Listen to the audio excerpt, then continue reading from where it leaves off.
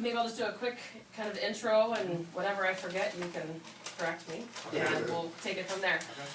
Josh Pomerleau and Sarah Pomerleau got married last August, and I've been there from the very beginning. I remember when Josh came to me and said he was going on a blind date, and I remember meeting Sarah a few weeks later, and so it's been fun to really watch their relationship and their business just explode the last couple of years.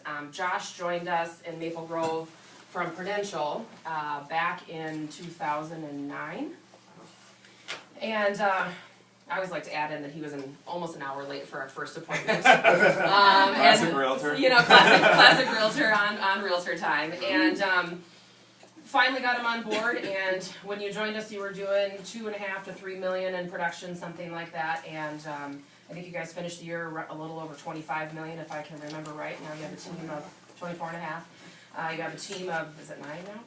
8? Yep, 10. Oh, 10, okay. And you can share all that with us too. And I'm not sure I've ever met two individuals that are more focused, that have more clarity in their business and life, and that are willing to share their expertise because they know that others inside this company have done the same with them. So I'm very excited to have some good friends of mine here today to share with you. Even for those of you that are brand new agents in the room, I know that you're going to pick up some things. So let's give them a warm Lakeville welcome. So, me and Sarah have actually... Sarah and I. Okay, I'll just sit down. Go ahead. I'm used to that. So we've actually flown around the country and listened to other top teams, and that's where we've gotten a lot from what we're doing, and that's why we agreed to help Olivia, because we actually did it at our Maple Grove office, and we teach, because we have a big short sale team, we teach for Kaplan professional schools, and we've also taught at a lot, we've even taught at this market center before, so we just love giving back, helping people, and the business is simple. It's not easy. We all know there's a lot that goes into it, but we've learned from learning from the best, the people that are already doing things at a high level. All we just need to do really is plug and play and just go to what our strengths are. And so this is what this meeting is for today, to be able to help you guys out, maybe answer some questions, tell you kind of what we do, make this what you guys want to make it really, and then we can just kind of go from there. So. Sure. Why don't you start out, Josh, with telling us what you would say, and Sarah too, because I know that you probably had a huge aha too. Where did your mindset shift? And tell us about kind of your mindset when you first came to KW, and how did you get plugged into the systems and the models here and the training, and where do you think you saw your mindset shift from, you were running a job versus now running a business? Yeah. Why don't you give us a little insight on that? That's really good. I mean, that's where it all started. That's where it all started coming to us from Keller Williams, because Sarah's only been a realtor for a couple of years now. So it really started with me. I've been in real estate for 8 years. I was at Prudential for 4, at Keller Williams for almost 4 now. And I actually was just in the bookstore at Barnes & Noble one day, actually Borders bookstore, and I saw a millionaire real estate agent. I'm like, I gotta learn how to get. I was doing 3 to 4 million at the time. I was like, I gotta learn to really take this to the next step, and I didn't know where to go. And I saw that, and I started reading it. After I read it once, I was like, I gotta read it again, because in there he says Warren Buffett has read securities analysis like 20 times. He has it on his desk, and I was like, okay, the MREA is exactly what that book is for Warren Buffett and his business, and MREA is in our business. So if I don't read this at least a dozen times, I'm not taking this that seriously. So that's what I did. I just kept on reading it, and then once I started doing that, I was like, I want to take this to the next level.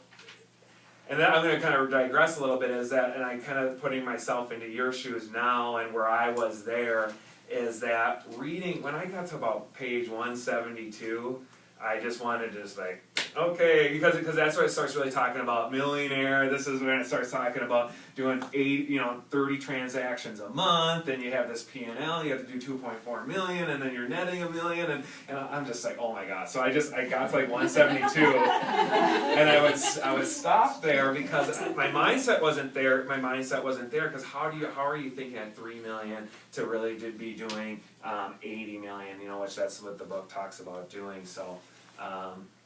It's one of those things, those 172 pages, it's all about the mindset, and that's the biggest hurdle for all of us in this room. It's constantly me and Sarah's thing, but as things get better and better and better, it gets easier and easier and easier. Just like, Michael Jordan, it looks really easy for him being a good basketball player. But so it really started out with just believing it, surrounding ourselves with the best people around the country that were doing it, because that's another thing. If you're not around people that are doing it to how you want to be doing it, how are you going to learn and how are you going to see, how are you going to get there? Because it takes a completely different mindset to where, if you're doing a few million to do 30 million, you have to do everything different than you're doing it today. You can't show up at the office at 9:30. You can't be in the same routines, because those routines and those the things you do with your planner and all those kind of things are actually what's holding you back to do only 2 or 3 million. So we just started copying the best people. We started we go into family reunion no matter what. I mean, in the beginning it was hard for it was hard financially for us to go to, and mindset and everything, to go to family reunion and mega camp and leaving and the cost to all of that. And we just started saying, you know what, if we want to be looking at this when we're 40 or 50 years old and want to be running this to be in like a business. Sorry. Never too late to start. Colonel Sanders, 62. Yep, that's right. So, Josh, why don't you tell us how old you are now? So I'm 30. Sarah's 25. I got into business when I was 22. I knew what I wanted to do right out of college, run my own business. You dropped out of college.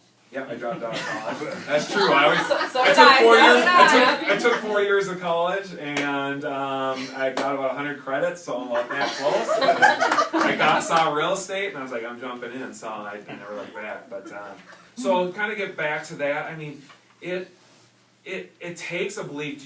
Where do you want your business to go? So it all starts with that. Where do you want it to go? Do you want to be just doing 10 transactions a month, or 10 transactions a year? That's totally fine. That's great. And if you want to do that, just do that and live your life the way you want. But if you want to do 100 transactions and you want to build it as a business, you have to the best dollar you can invest in is yourself. I don't care what real estate is doing with rehabs or investing in real estate. There's no better dollar for dollar investment than yourself, period. There's just not. And that's why CEOs get paid millions and millions and millions of dollars to run a company, because they know, a dollar to that CEO, they can completely change the landscape of the company. And that's the same for you, is being the CEO of your business. Every dollar you're putting into yourself, it goes a long way if you take it seriously. So. Okay. So when he first came over, he was at Prudential initially, just had like 2 or 3 listings, yeah, and didn't think that he could ever get past that, like that was it. And then just set a massive goal. I'm gonna get to 100 listings, and no matter what it takes, I'm gonna get to 100 listings, and put a plan in place to do that. So what it looked like is we weren't gonna do anything other than get 100 listings, and our route was short sales, which we'll probably talk about in a little bit, like finding a niche or finding what your focus is. But we literally weren't going to do anything. So as we started building up those listings, becoming the short sale expert and all that, anytime we had a buyer or something, we didn't even show the buyer. So we were like, okay, was the buyer hide in the closet? Because if we were going to take that buyer out, there was no way we were ever going to get to 100 listings, because we'd be, open housing, we'd be showing a buyer, we would be listing a home, we would be doing the green sheet and then the paperwork and all that. And so we just really focused on getting to 100 listings, and that was our one because thing. Gary says it's all about leads, listings, and leverage. And if you're going to focus on leads, you focus on leads to get listings. That's how you build a business, period. You cannot build a business around buyers, a sustainable business with a whole team. Unless it's a buyer team. In a mega agent's team. And our buyer's agent is doing that in our team. He's building an insane business. He netted $125,000 last year. He'll net close to 200,000 this year, and that's just running all of our buyers, and he's running a business under our business, but. That's it. I'm glad you said that. That's exactly it. It took that kind of a focus. But what also helps is it's got to be something that you really, really like to do. It's like Carrie Schmitz in our office, who's actually does more production than us. Her thing, even during the downturn, was just Maple Grove, and that kind of focus for Maple Grove listings allowed her to get to the level that she's at. She wouldn't even take a listing in Plymouth. I mean, until now, because she's dominating Maple Grove. Now she's looking at Plymouth. But I remember she referred us a couple deals in Crystal and in New Hope, because she's like, no way, I'm not going to. It doesn't matter that she didn't lose $6,000. She gained $20,000 because you got another Maple or 2 more Maple Grove listings than going out of her box and getting that Crystal listing. So it took that kind of focus. When you shifted your mindset from you know, kind of doing a little bit of everything to the listings, if I remember right, you like Sarah said, turned away all the buyers and focused on listings, and that year I think you did, was it 68 transactions and only 6 buyer sites, Yes. The rest was listings, because That's you knew exactly again if you were gonna go to where you wanted to go, you had to focus. We could have easily closed 25 buyers transactions, but at the end, not only did we close 60 listing transactions, we also listed another 80 or 60 to 80 homes other than those 60 listings that we got and closed. So we didn't just sacrifice 6 listings. I mean, 6 buyers for like 60 listings. We sacrificed 6 for like 100, or probably 25 buyers for like 100 listings.